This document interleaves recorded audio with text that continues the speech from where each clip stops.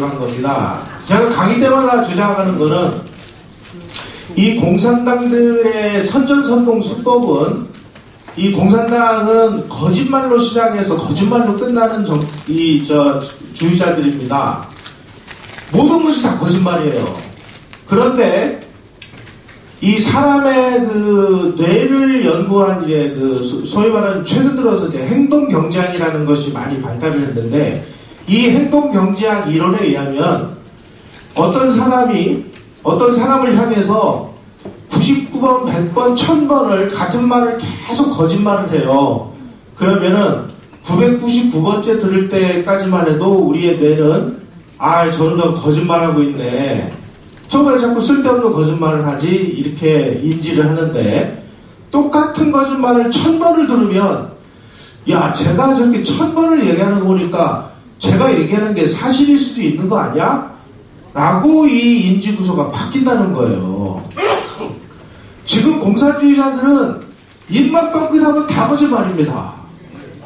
지금 문재인 정부가 하고 있는 일들 여러분들 다 지금 느끼시고 계시잖아요? 오늘 김태호 박사님이 지금 말씀하신 거, 방금 전에 말씀하신 이런 무슨 동성애를 조장하는 거, 이게 우리 상식으로는 도저히 받아들일 수가 없는데 계속 듣다 보면 쟤네들 얘기가 그래도 좀 뭐가 좀 타당성이 있는 거 아닌가?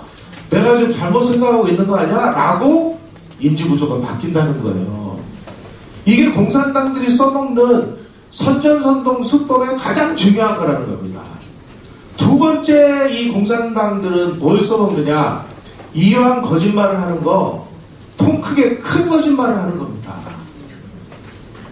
대한민국이 민족 반역자들이 만든 나라라고요? 이거는요, 김일성이가 소련한테 나라를 통째로 팔아먹은 반역자인 것을 숨기기 위해서 만들어낸 논리예요. 이런 식의 거짓말들을 자꾸 하다 보니까 우리 국민들이 다 거짓말에 속아넘어가지고 오늘날 이런 모습이 됐습니다. 아까 교수님께서 6.8 학생운동 이런 게 이제 유럽 사회를 싹 휩쓸었다고 얘기했는데 여러분 놀라지 마십시오. 그 6.8 학생운동은요, 소련의 KGB가 거국적인 공작을 해서 성공시킨 겁니다. 우리나라 지금 돌아가고 있는 일들을 보면 여기에 뭔가 지금 우리 눈에는 보이지 않지만 보이지 않는 손들이 이렇게 조종하고 작용하고 있는 거 못 느끼십니까? 그 사람들이 희한한 논리로 이런 역사를 왜곡시키는 일들을 계속하고 있습니다. 자, 임시정부를 이야기하기 이전에 국가란 뭐냐? 국가는 요소가 있습니다. 국가로 이름할 수 있으려면은 국민이 있어야 되고요, 영토가 있어야 되고, 주권이 있어야 됩니다. 여기에 하나를 더 붙여서 정부가 있어야 된다라고 얘기를 해요. 1919년에 3.1 만세운동이 벌어진 이후에 상해에서 임시정부가 만들어졌는데 이 임시정부는 불행하게도 국가 구성 요소를 갖추지 못했습니다. 국민이 없었죠. 영토도 없죠. 주권도 없죠. 그래서 이거는 그냥 우리가 정부다, 상해 임시정부다. 그래서 앞에다가 임시자를 붙이긴 붙였습니다만은 다른 나라들은 이것을 국가로 인정하지 않았습니다. 국제법적으로 인정을 받으려면은 제가 말씀드린 이 세 가지 요소를 구비를 해야 되는데 그걸 못 갖춘 거예요. 또 한 가지, 우리가 상해 임시정부를 임시정부다 이야기를 하는데 학문적인 정의를 내리면 임시정부가 아니라 망명정부라고 부르는 게 맞습니다. 어쨌든지 간에 임시정부가 이제 만들어졌어요. 왜 만들어졌냐면은 1919년 3.1운동의 그 여파로 우리도 이제 뭔가 정부를 만들어서 우리의 주권을 되찾자라는 차원에서 만들어졌고, 그리고 상해에서만 만들어진 게 아니고요. 지도를 보시면 블라디보스톡에서도 만들어졌고, 서울에서도 만들어졌고, 상해에서도 만들어졌고, 여기저기서 한 8개 정도의 임시정부가 3.1운동 이후에 만들어졌습니다. 이렇게 많은 정부들이 여기저기서 만들어지다 보니까, 이건 좀 이상한 거 아니냐. 요즘 우리 태극기 집회 여러 군데서 막 나눠져서 하잖아요. 그러다 보니까 이 통일성도 없고 그러니 이걸 다 합치자. 다 합쳐서 그 합친 정부를 상해에다가 위치시키자 해서 상해에다가 이제 위치시키는 작업을 해서요. 1919년 9월 11일 날 상해 임시정부, 통합 임시정부가 만들어집니다. 그런데 우리 현재 문재인 정부가 기념을 한 것은 4월 11일을 기념을 했습니다. 맞지도 않아요. 만약에 임시정부 100년을 우리가 기린다면 여기저기서 만들어진 이 정부가 통합이 된 그 정부가 만들어진 9월 11일을 기리는 것이 맞습니다. 그리고 하여간 뭐 이거저거 맞지도 않아요. 맞지도 않는 이런 것들을 열심히 기렸습니다. 그리고 우리 임시정부는 1919년서부터 우리가 해방이 된 1945년까지 26년간 존속을 했습니다. 상해에서 13년을 활동을 했고요. 그리고 일본이 중국을 침략을 해서 계속 이제 일본을 피해서 여기저기 뭐 항주로 갔다가 남경으로도 갔다가 저 아래 광주로도 갔다가 계속 이동을 하는 기간이 8년이었고요. 1940년에 장개석 정부를 따라서 중경에 이제 안착을 해서 5년을 존속을 했습니다. 그 당시에 우리 임시정부가 돈도 없고 뭐 아무것도 없으니까 어디 이제 그 사무실 얻을 돈도 없어가지고 상해에서만 무려 12번 넘게 이사를 다닙니다. 오늘날 우리가 임시정부라고 해서 상해에 가면은 항상 들르는 그 임시정부 그 청사가 있죠. 거기는 마지막에 1932년에 윤봉길 의사가 이제 홍보공원에서 폭탄을 던져가지고 그 의거를 한 후에 그 일본 그 경찰들의 추적을 피해가지고 탈출하기 전에 있었던 그 위치입니다. 이런 식으로 이제 상해에서 떠나가지고 지금 보시는 요 사진이 상해에 있는 우리가 여행 가서 볼 수 있는 그 임시정부 청사인데요. 뭐 들어가다 보면은 뭐 옆에 빨래도 널려 있고 좀 그렇습니다. 예. 그 다음에 장사에서도 좀 있었고 항주에서도 좀 있었고 그게 그 사진들이고요. 그 다음에 중경 임시정부 청사가 지금 보시는 이런 사진입니다. 자, 그러면 우리가 임시정부를 왜 기려야 되느냐? 우리 재헌헌법을 비롯해서 대한민국 역대 헌법의 전문에 보면은 뭐 3.1운동과 임시정부의 뭐 법통을 이어받아서 이런 식으로 얘기를 하는데 왜 우리가 그러면 임시정부를 기려야 되느냐 말이죠. 그 이유가 있습니다.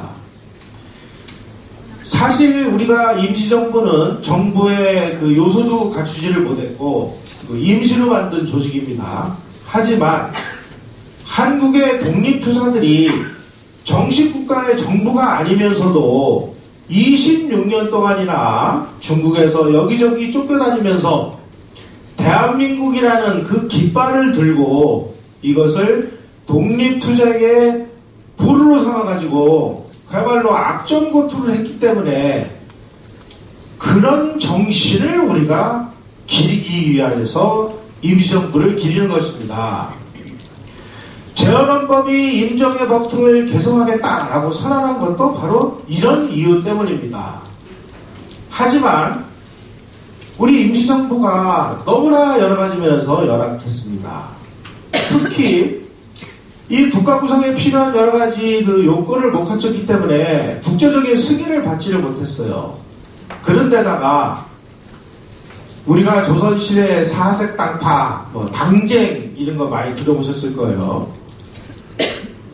그러한 어떤 그 분파주의, 분열주의, 지방적인 어떤 차별 이런 것이 하나도 해결되지 않은 상황에서 상해에 서로 각기 다른 사람들이 모여서 그리고 서로 다른 이념의 사람들이 모여서 이합집산을 하다 보니까 여기서 아주 굉장한 그 소용돌이가 일어나기 시작했습니다. 자, 우리 한번 보시죠.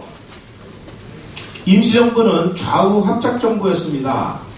대통령에 선출된 사람이 이승만이었는데 이분은 미국을 근거지로 한 자유민주주의자였습니다.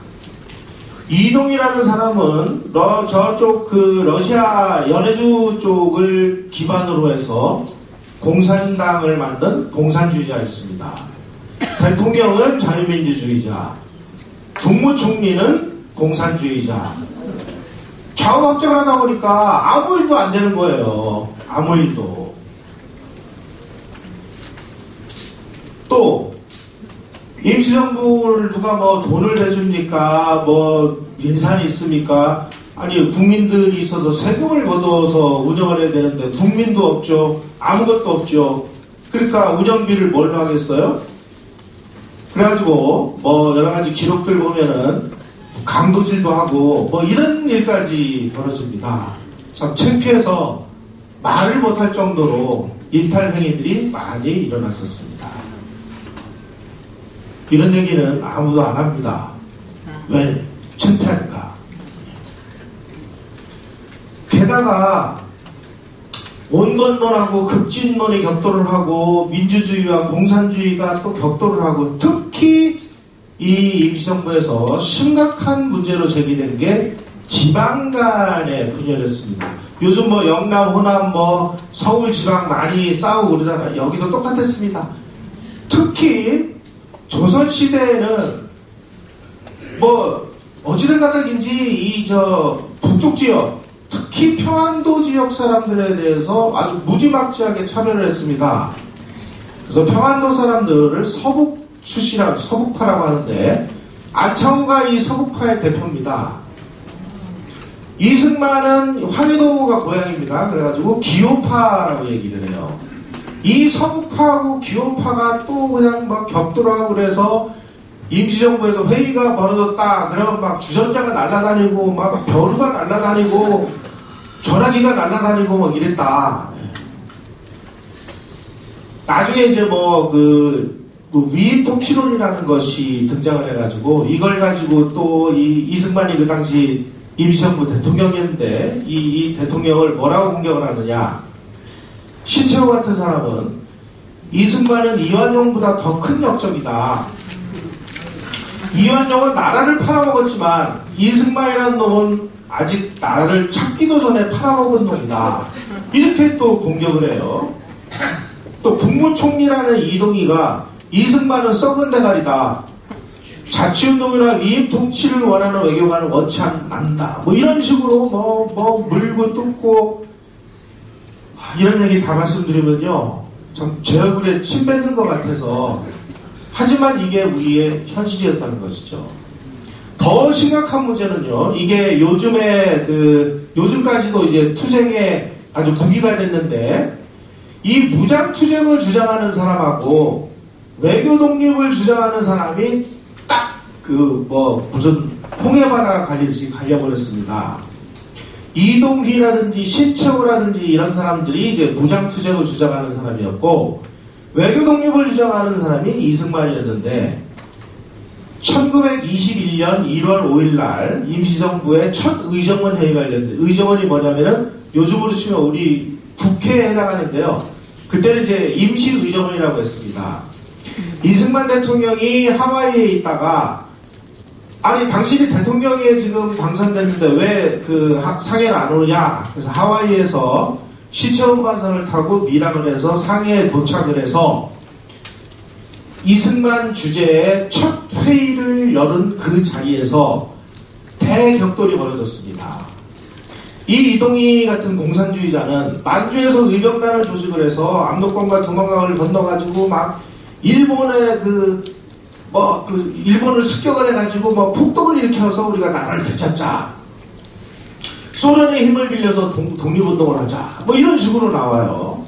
근데 이승만 대통령이 미국에서 생활하면서 보니까 그 당시 일본군이 어마무시한 그 군대를 보유하고 있었거든요.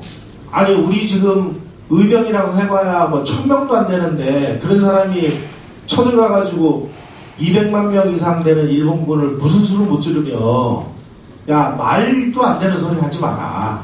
그리고 우리가 지금 그 대한민국을 만들려고 하는 그 목표는 뭐냐? 동양에서 표본적인 민주주의 문명국가를 우리가 만들려고 하는 건데 아니 공산주의는 민주주의에 반대되는 사상 아니냐? 그러니 무슨 소련의 힘을 빌려서 이따가 소리 하지도 마라. 그래가지고 대격돌이 일어나요. 그래서 아주 심각한 분열 상황에 처하게 됩니다. 대한민국 임시정부사라는 책에 이렇게 기록이 되어 있습니다. 임시정부라는 위대한 간판 밑에 애국지사의 탄을 쓴 무리들이 빗나간 정치극을 반복했다.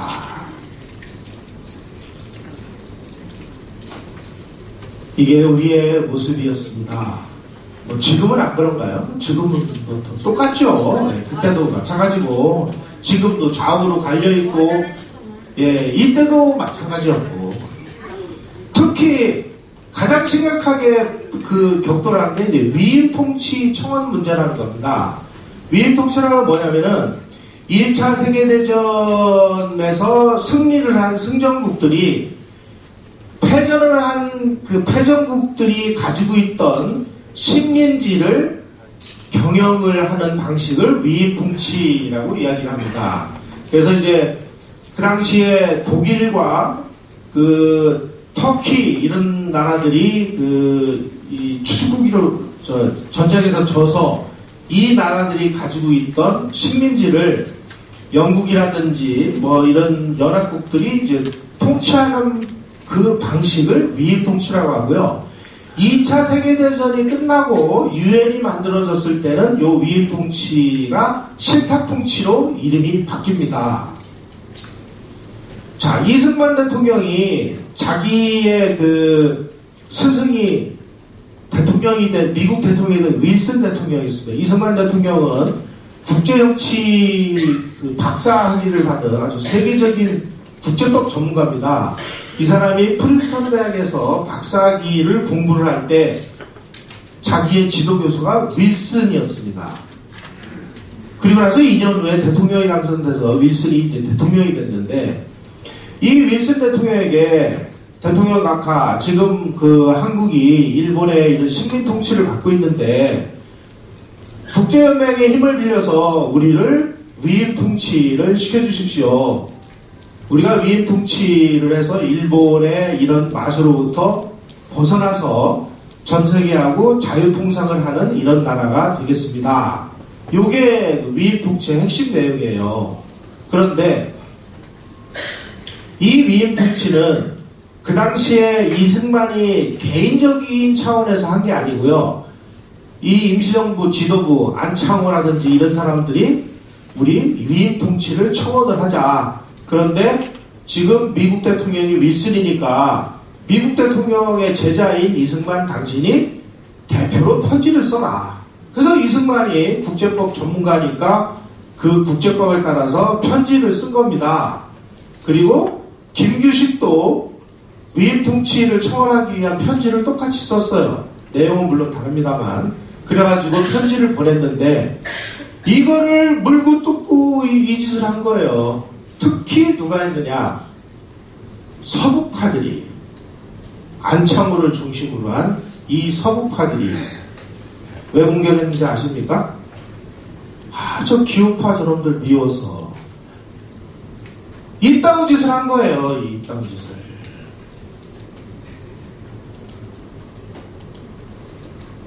자, 그 당시 이승만 대통령이 왜 그러면은 무력투쟁이 아닌 외교를 통한 독립을 주장했는지를 우리가 아실 필요가 있습니다. 이 지도를 한번 보십시오. 일본이 1차 세계대전이 끝난 다음에 2차 세계대전을 일으키기 전까지 일본이 차지하고 있었던 판도를 붉은색으로 칠해놓은 겁니다. 자, 여기 보시면 조선 다 차지했죠? 중국도 상당 부분 차지했고 인도 차이나만도 다 차지했고 지금 인도네시아, 말레이시아, 그리고 그 당시에 1차 세계대전이 벌어졌을 때 일본은 영국하고 동맹국이었습니다. 그래서 영국이 독일에다가 선전포고를 하는 순간 일본도 자동으로 독일에다가 선전포고를 했습니다. 그래가지고 그 당시에 중국의 산동관도 지금 청도, 위해, 연태에 있는 그 지역이 독일의 조차지였는데요. 여기다가 군대를 상륙시켜서 독일 조차지를 다 뺏었어요. 그래가지고 일본 땅이 됐습니다. 그리고 독일이 이 태평양 지역, 남태평양 지역에 엄청난 섬들을 가지고 있었습니다. 이 섬들을 일본이 다 뺏었습니다. 그래가지고 이름을 싹 바꿨어요. 남양군도라고. 이렇게 엄청난 이 판도를 일본이 차지하고 있었고요. 이 사진이 2차 세계대전을 일으킬 때 일본이 만들었던 그 야마토라는 이 전함인데요. 이게 76,000톤급의 배입니다. 이런 어마어마한 무기를 만들고 항공모함을 만들고 비행기와 전투기와 폭격기와 잠수함을 만들어가지고 미국 영국하고 맞짱을 뜨던 나라가 일본이었습니다. 정말 미안한 얘기인데요. 우리가 광복군 열심히 얘기하는데 이 광복군이 가장 많았을 때가 1945년 2월에서 4월 사이였습니다. 바로 요 무렵에 우리 광복군 숫자가 몇 명이었느냐? 여러분 몇 명이었을 것 같아요? 682명. 똑같은 시기에 일본이 미국하고 태평양 전쟁을 하고 중국하고 중일 전쟁을 벌이고 동남아시아에서 영국, 네덜란드하고 전쟁을 벌일 때 일본군은 몇 명이었을까요?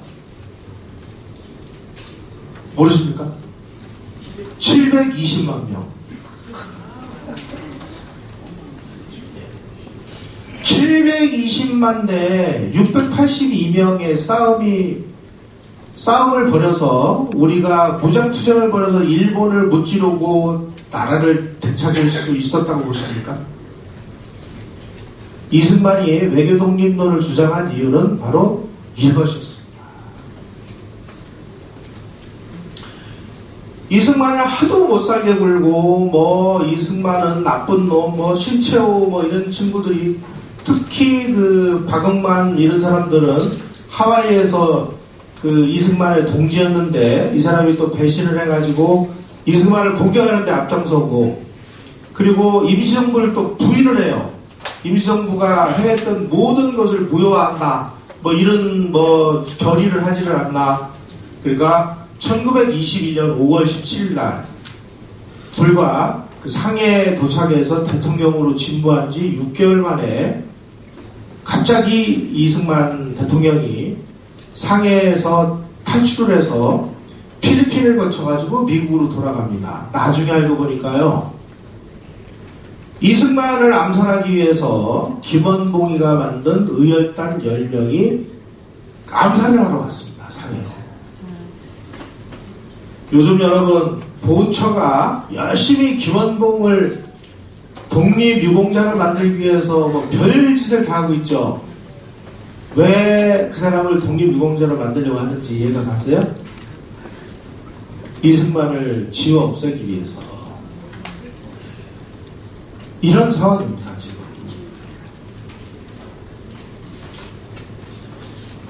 임시정부는 대통령이 2명이었습니다. 이승만 한 분이 계셨고, 이분을 탄핵을 시켜요. 그 다음에 박은식이라는 사람을 대통령으로. 박은식은 불과 몇 개월 하질 않았어요. 그리고 또 내각 책임제 성격으로 바꿨다가 국무위원제로 바꿨다가 1940년부터 이제 주석제로 바꿔가지고 이제 김구가 주석을 맡고요. 아까 말씀드린 대로 임시정부는 하여간 끝없는 분란을 일으키다가 이래서는 안 되겠다. 아예 그냥 뜯어고치자. 개조파라는 겁니다. 이 여운형과 안창호 혹은 공산주의자들이 그 상해 임시정부를 싹 개조를 하자고 주장을 했어요. 왜냐하면 개조를 해서 공산당이 탈취하기 위해서. 창조파, 이거 모르겠다. 임정 다 없애버린 다음에 새로 만들자 하는 게 창조파예요. 그 다음에 중간파는 이것도 저것도 아닌 간에 붙었다 쓸개에 붙었다는 사람을 중간파라고 그래요.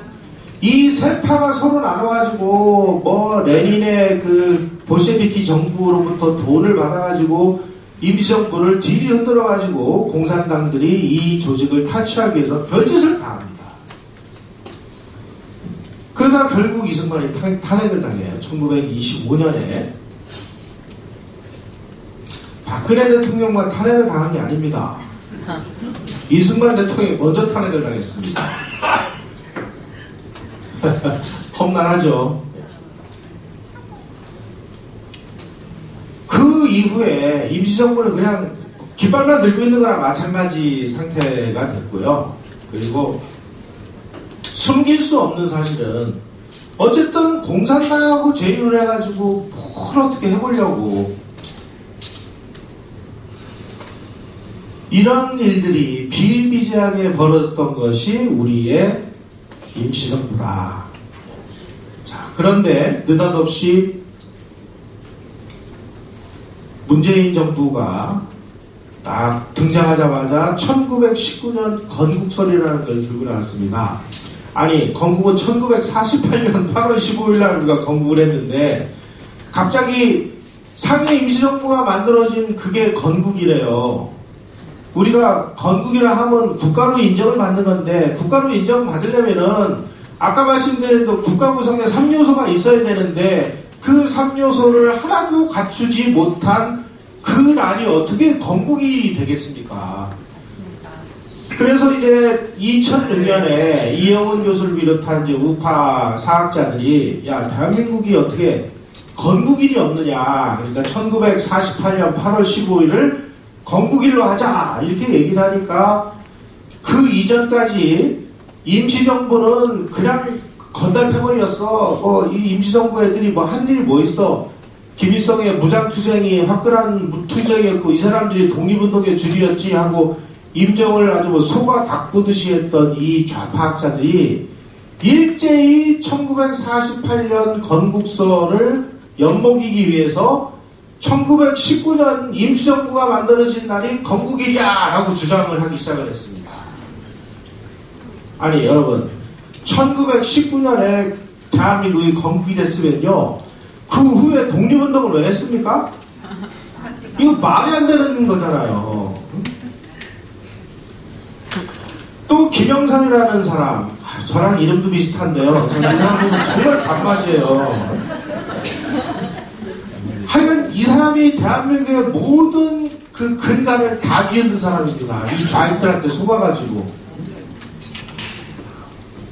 이 양반이 뭐라고 선언했냐면은 대통령에 취임한 그 직후에 문민정부는 상해 임시정부의 법통을 이어받았다라고 뭐 망언 같은 말을 했어요. 아니 그러면은 문민정부가 상해 임정의 법통을 이어받으면 그 전에 있었던 박정희 정부, 전두환 정부, 이승만 정부는 그럼 뭐예요? 이게 괴뢰 정부입니까? 아니야, 대한민국 대통령이라는 사람이 이게 미쳐도 이렇게 미치면 이상한 거죠, 이거에. 이 짓들을 한 거예요. 그래가지고 전임 정부의 정통성을 완전히 부정을 해버렸어요. 자, 이 좌파학자들이 1919년 건국설을 느닷없이 들고 나온 거는요. 1948년 이승만의 대한민국을 건국했다는 사실을 인정하지 않기 위해서였습니다. 이 사람들은 그야말로 김일성이가 했다는 항일무장투쟁이 이 진정한 그 법통을 이어받을 수 있는 자격을 가지고 있는 그런 투쟁이라고 오매불망 생각하는 사람들이기 때문입니다. 그런데 그렇게 1919년 건국설을 주장을 했고 그 정부가 받아가지고 임시정부 올해가 100년인 동시에 대한민국 건국 100년입니다. 뭐 북한하고 같이 뭐 기념사업을 하겠습니다. 어쩌고 저쩌고 난리를 치다가 바로 지난주의 일입니다. 4월 11일 날 정부 차원에서 막 떡 벌어진 이 기념식을 끝낸 그 다음날 느닷없이 좌파 학자들이 다 모여가지고 바로 다음날입니다. 다음날 4월 12일 날 대한민국 임정의 법통성을 부정을 하는 학술대회를 열었습니다. 그 이전에 문재인 대통령이 작년 9월 18일 날 평양에서 김정은이하고 3차 정상회담을 했는데요. 그 3차 정상회담을 한 이후부터 건국 100주년 1919년 임시정부가 만들어진 그 해가 대한민국 건국 100주년이다라고 그동안에 막 미친듯이 주장을 했는데 이 주장이 그야말로 이 정부 각부처에서 싹 사라져버렸어요. 아무런 설명도 없었습니다. 그래서 이상하다. 이거 왜 이럴까? 그런데 아주 여기에 심각한 문제가 있었습니다. 대한민국은요, 우리 재헌헌법 이래 모든 헌법의 전문에 우리는 3.1운동의 정신을 이어받고 임시정부를 계승을 해서 대한민국을 만들었다. 그러니 대한민국은 임시정부를 이야기해도 충분히 이야기할 자격이 있는 나라인데요. 북한은 임시정부를 인정하지도 않았고 국호라든지 건국 시점이라든지 임시정부하고는 아무 관계도 없습니다. 더 심각한 거는 1919년에 대한민국이 건설이 됐다면 1948년 9월 9일 날 만들어진 북한은 정식 국호가 조선민주주의 인민공화국인데 이 북한은 괴뢰정부이자 반국가단체가 됩니다. 아니 1919년에 대한민국이 만들어졌는데 48년에 느닷없이 북한이라는 것이 만들어졌으니까 대한민국 건국 100년이라고 우기면 북한을 반국가단체로 몰아붙이는 게 돼요. 그런데 이 멍청하고 공부도 안 하는 좌파학자들이 미처 거기까지는 생각을 못한 것 같아요. 아니 북한한테 가서 우리 임시정부 100년 건국 100주년 이거를 같이 기념합시다 라고 얘기를 했는데 아니 뭐 이런 싸가지 없는 놈들이 다 있어. 야 임마 그럼 우리가 반국가단체라는 얘기야? 뭐 이런 놈들이 다 있어 하고 아마 그 경고를 먹었던지 아니면 뭐 제가 이거 증거가 없으니까 아니면 모종의 지령을 받았던지 그건 모르겠습니다. 그런데 느닷없이 대한민국 건국 100년이 증발돼 버렸어요. 그리고 대한민국 임시정부 100주년 기념식이 끝난 그 다음날 마치 뒤통수를 치듯이 자기네들이 그 학술대회를 열어서 임시정부 아무것도 아니야. 우리 임시정부 법통론을 부정해 하고 부정을 해버렸어요. 미안한 얘기입니다만 북한은 임시정부를 인정하지 않습니다. 오로지 백두혈통 김일성이가 모든 투쟁의 중심이고 모든 역사의 중심이 되기 때문입니다. 어디 감히 뭐 임시정부 같은 걸 갖다 대 뭐 이런 게 되는 거죠. 그리고 3.1운동도 김일성 아버지 김영직이가 주도했다고 주장을 하고요. 그때 김일성 나이가 8살이었는데 김일성도 만세운동에 참여했다 이렇게 주장을 해요. 이 조선 전사에 남아있는 내용입니다. 이게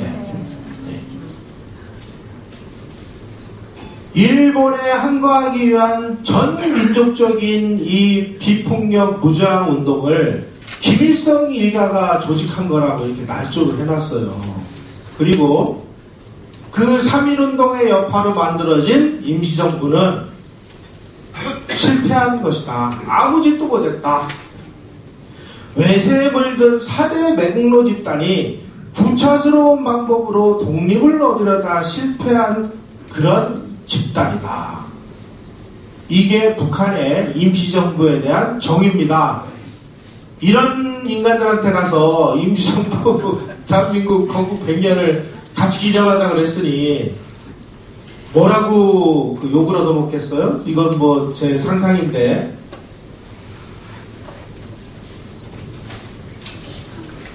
북한은 자기네들의 빠치산운동만을 진짜 역사로 인정하고요.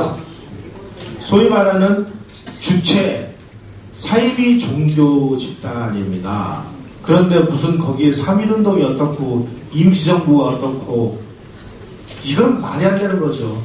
그리고 이 좌파학자들은 일이 이렇게까지 진행이 돼서 자기네들이 그렇게 흠모하는, 자기네들이 그렇게 추종하는 북한을 모욕하는 행위가 될 줄조차도 모르고 대한민국 건국 1948년 건국서를 무너뜨리기 위해서 1919년 건국서를 꺼내들었다가 제발등에 자기네들이 총쏜꼴이 되어버렸습니다.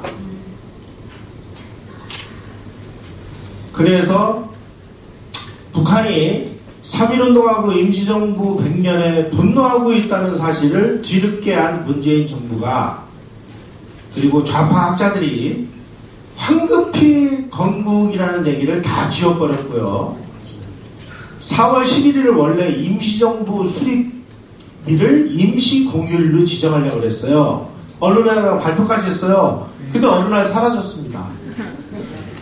아마 모종의 북한으로부터 뭔가가 온 거 아닌가, 저는 그렇게 추측을 하는데, 이건 뭐 제 추측일 뿐이고요. 기가 막힌 일들이 벌어졌습니다. 이 좌파 사학계가 갈 길은 임정 죽이기로 갈 겁니다. 왜냐하면 이 사람들은 임시정부는 이건 무슨 외교 독립론 같은, 이건 무슨 뭐 웃기는 짓 하지 마라. 김일성 수령님의 무장투쟁만이 우리의 진정한 길이다, 이렇게 믿는 사람들이기 때문에 앞으로 이 좌파 사학계는 임정 100년이 끝났고, 그리고 북한이 이제 어떤 스탠스인 것도 다 알았으니까 임시정부를 끝없이 죽이는 쪽으로 갈 겁니다. 두고 보십시오. 자, 그 다음에 지금도 저 정부 종합청사하고 광화문 교보문고에 이 걸려있는 사진입니다. 제가 이 사진을 가보고 좀 충격을 받았습니다. 첫째, 임시정부의 초대 대통령은 이승만이고요. 아까 제가 말씀드린 여기저기서 임시정부가 8개가 만들어졌다고 말씀드렸는데 그 8개의 임시정부에서 다 한결같이 대통령 아니면 국무총리로 이승만을 내세웠습니다. 그 정도로 이승만을 빼면 우리 역사가 이게 구성이 안 돼요. 그런데 어디를 들여다봐도 이승만은 없습니다. 그리고 아니 여러분, 안중근이 임시정부하고 무슨 관계가 있나요? 임시정부는 1919년에 세워졌고요. 안중근 의사는 1909년에 이토 히로부미를 저격을 했잖아요. 이미 임시정부가 만들어지기 10년 전에 사형당해가지고 존재하지도 않는 사람을 여기다 갖다 놨고요. 여기 보면 다 총 들고 있는 사람, 의열단, 안중근에, 유관순에, 무슨 윤봉길에, 전부 소위 말하는 무장투쟁 내지는 테러 암살했던 이런 사람들을 여기다가 갖다 놨습니다. 여러분, 3.1운동의 가장 중요한 키워드는 비폭력 무저항입니다. 그래서 3.1 만세운동이 벌어졌을 때 서울에 와서 취재를 했던 이 외국 외신 기자들은 이렇게 평가를 합니다. 정치적 이상을 구현하기 위한 운동의 위대한 역사적인 전형이다. 인도의 마하트마 간디보다 훨씬 앞서서 세계 역사의 길이람을 비폭력 무저항 운동을 벌였습니다. 간디가 비폭력 무저항의 상징인데 이미 우리는 간디가 이 비폭력 무저항 운동을 벌이기 오래전에 3.1 만세운동을 했습니다. 우리가 만세를 부리면서 지나가는 일본인을 때리거나 일본인 상점을 약탈하거나 이런 적 한 번도 없습니다. 그런데 이런 비폭력 무저항 정신을 이어받은 것이 임시정부인데 임시정부에서 끝없이 무장투쟁을 하자고 공산주의자들이 외쳤고요. 그리고 그 무장투쟁을 상징화하기 위해서 정부 종합청사하고 교보문고에다가 이런 식의 퍼포먼스를 지금 하고 있는 거예요. 그러면은 3.1운동의 비폭력 무저항 정신은 어디로 갔냐 이거죠. 아무리 찾아봐도 이 임시정부 대통령 이승만은 없어요. 김구가 위대하게 추앙받는 것은 그 어려운 상황에서도 임시정부를 끝까지 포기하지 않고 유지를 시켜왔다는 것입니다. 그리고 광복군 이야기를 하지 않을 수가 없습니다. 왜냐하면 며칠 전에 그 현 집권 여당에 무슨 최고위원인가 뭔가 의원인가 하는 인간이 광복군 창설일을 국군의 날로 하겠다 이렇게 주장을 했습니다. 광복군. 자, 그러면 광복군이 어떤 군대인지 한번 들어보도록 하죠. 1940년 9월 17일 날 광복군이 창설이 됐습니다. 그런데 그 당시에 우리 임시정부는 광복군을 무장시킬 돈도 없고 밥 먹일 돈도 없고 이 사람들에게 무슨 옷도 입히고 훈련도 시키고 무장도 하고 총도 쏘고 그래야 되는데 뭐 아무것도 없는 거예요. 그냥 뭐 군대만 만드는 거예요. 돈이 없으니까 장개석 정부하고 협상을 해가지고 중국군으로부터 무기와 장비와 이런 것을 급여라든지 이런 것을 제공받는 조건으로 계약서에 사인해. 그래가지고 사인한 것이 한국광복군 행동준수국약이라는 겁니다. 복잡하니까 딱 한마디만 말씀드릴게요. 우리가 무기하고 탄약과 월급과 장비를 줄 테니까 광복군의 지휘권 내놔. 그래서 지휘권을 뺏겼습니다. 일하게 이렇게 되어 있습니다. 중국군 참모총장의 명령과 지휘를 받아라. 그래서 임시정부는 명의상으로만 광복군의 통수권을 가지게 됐습니다. 둘째, 중국의 지원을 받는 조건으로 장교 그리고 주요 지휘관은 전부 중국군이 차지했습니다. 이게 광복군의 숨길 수 없는 진실입니다.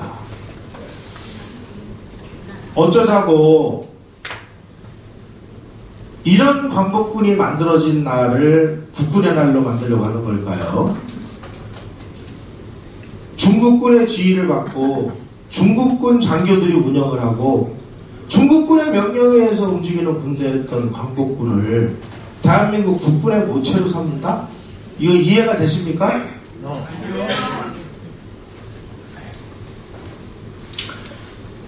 아무리 많았어도 682명에 불과했습니다. 평소에는 541명이었어요. 그 541명의 광복군을 중국인 장교 65명의 지휘를 했습니다.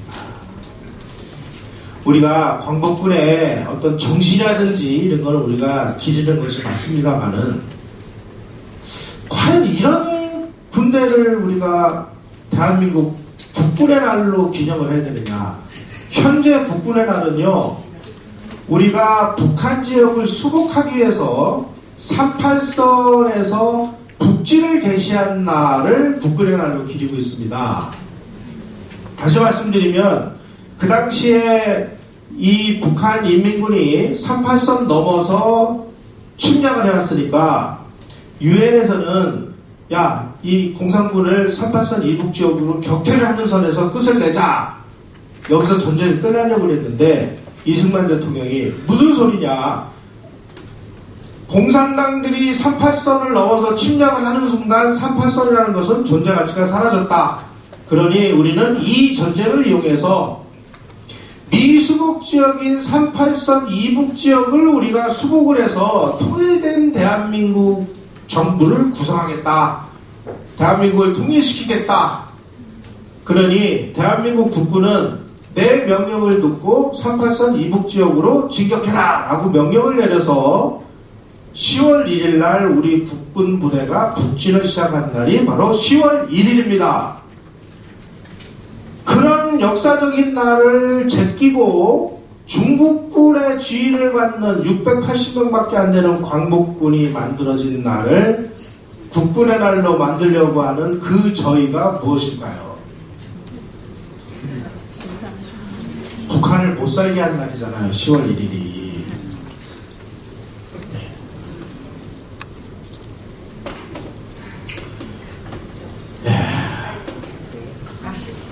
진짜 열받죠? 김구 선생이 뭐 이 양반을 선생이라고 해야 되는지 아닌지 제가 잘 모르겠습니다. 김구 씨가 이 양반이 임시정부를 이기는 데까지는 뭐 제 역할을 했다고 칩시다. 그런데 해방 후에 환국을 해서는 1948년 1월달까지 유엔 주관하에 총선거를 해서 정부를 구성하는데 찬성을 했습니다. 그런데 1948년 2월 10일 날 느닷없이 선거를 반대하고 나섰습니다. 왜 그랬을까요? 바로 북한 간첩 성시백이라는 사람에게 포섭을 당했기 때문이다. 그 증거물 이겁니다. 성시백이라는 사람은 김일성이가 직접 난파시킨 아주 거물 간첩입니다. 이자가 한국으로 남한으로 와서 김일성으로부터 돈을 받고 이 돈으로 뭘 했느냐, 남한에 있는 신문사를 다 매입을 했습니다. 그래가지고 신문사 12개의 사주가 됐어요. 이 신문 똑같습니다. 지금 신문사 사주가 돼가지고 그 당시 재헌국회에 출마를 한 이 좌파, 중도파 이런 사람들을 돈을 내줍니다. 그래가지고 당선을 시켜요. 그래가지고 자기를 추종하는 좌파들을 국회에다가 집어넣습니다.